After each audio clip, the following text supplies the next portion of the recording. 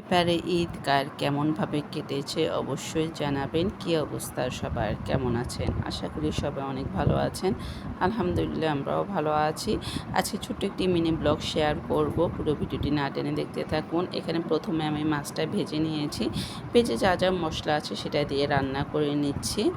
আর মাছ একটু ভেজে রান্না করলে আমার খেতে ভালো লাগে, মাছ না ভাজলে আমার কেন যেন খেতে ভালো লাগে না।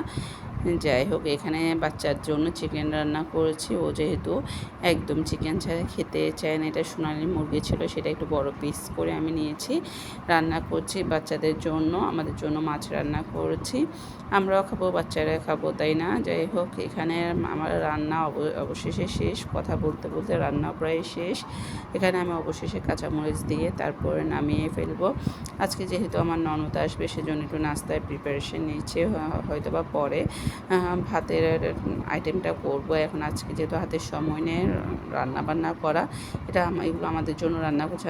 আমার ননদ যেহেতু সন্ধ্যার সময় আসবে, সেজন্য ওর জন্য নাস্তার প্রিপারেশন নিচ্ছি। আসলে নাস্তাগুলো আমি আগে বানিয়ে রেখেছিলাম ফ্রোজেন।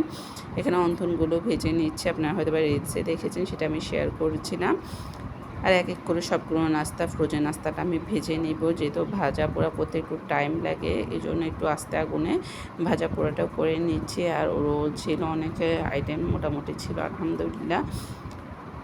দেখতে পাচ্ছেন এখানে সবগুলো আমি এক এক করে ভেজে নিলাম।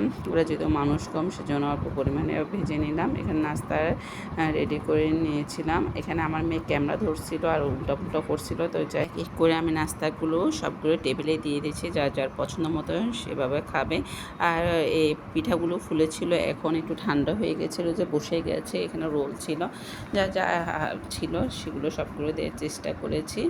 তো আজকের মতো এখানে বিদায়। সবাই ভালো থাকবেন, সুস্থ থাকবেন। অবশ্যই কমেন্টে জানাবেন কার কীভাবে এবারে ঈদটা কেটেছে।